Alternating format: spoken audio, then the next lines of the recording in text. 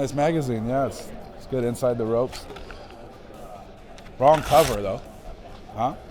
It's not the cover you want. Come on. What is this? Huh? Oh, look how easily it rips, too. Great magazine. Here. Let me know when the KO one comes out.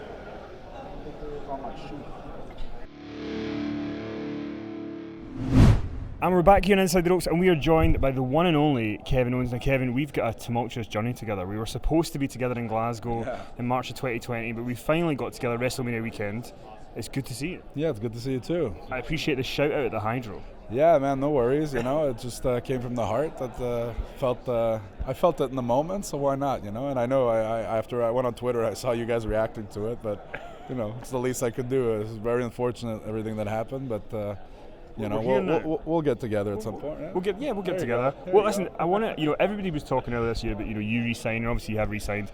Everybody wants to know. So obviously the Austin match or segment, which we'll get to in a second. Did you have any idea that was on the cards when you re-signed? Was that a factor? No, not at all. I had no idea. I mean, I really would have never imagined any of this would happen at any point until a few weeks ago. So.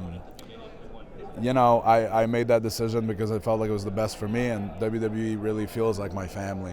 It's been here for a very long time, so the prospect of not being here anymore felt very odd to me.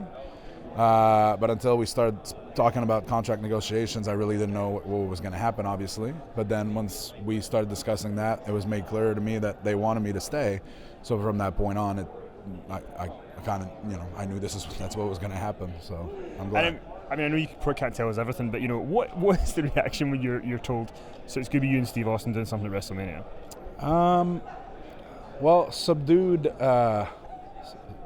very gleeful, but subdued. You know, I'm not trying to, you know, I don't know. I'm trying to keep it together because obviously I'm trying to remain professional in this sense. But man, who wouldn't flip out in a way? You know what I mean?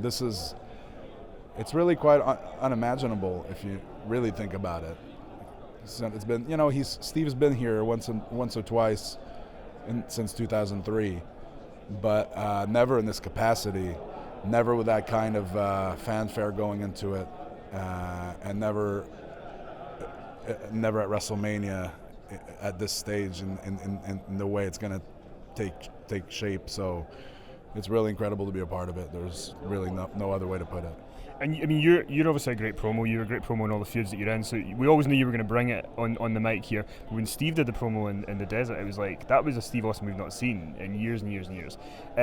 He was on the Rich Eisen show last week, and he was talking about how he basically said it's a match, and obviously it's the KO show.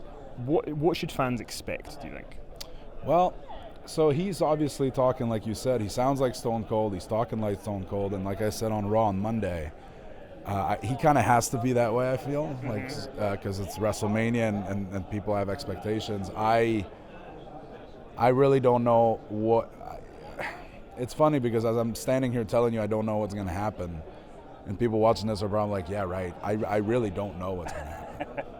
I think that's the most exciting part of doing something with Stone Cold Steve Austin is I was told very clearly by someone who worked with him for a very long time, you won't know what's going to happen until you're out there. Be ready for anything. It's Stone Cold Steve Austin.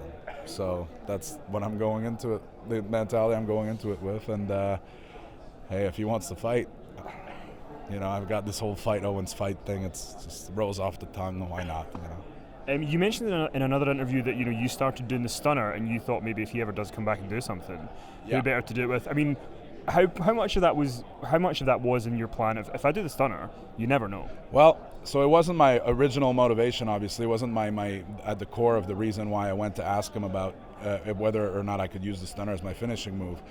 At the time, I just felt like a lot of people were doing power bombs, and the pop-up power bomb was my finishing move. And I'm like, I think I need something different. So I tried to think of something new that nobody was doing, and then it occurred to me that nobody was really doing the stunner. And then, I was looking at the landscape of things, and everybody does a super kick. And the super kick was Shawn Michaels' finishing move. Nobody ever used it as good as him. But nobody was using the stunner. And to me, those are pretty much two of the most iconic finishers of all time. So I'm like, well, the super kick's obviously kind of spoken for. The stunner's not. The stunner is my favorite move of all time. It's probably a lot of people's favorite move of all time. There's just something about it that's so exciting to see. I know the guy who used to do it. I'm going to go ask him.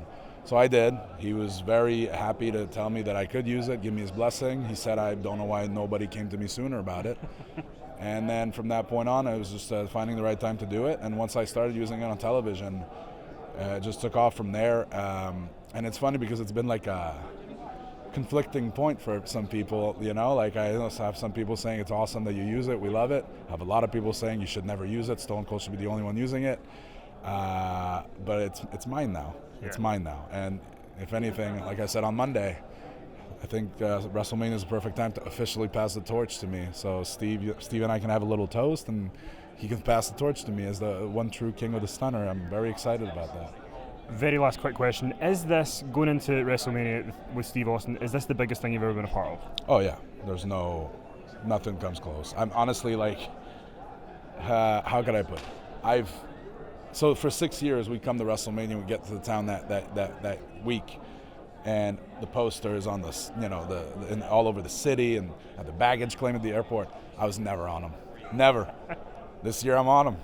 That speaks for itself.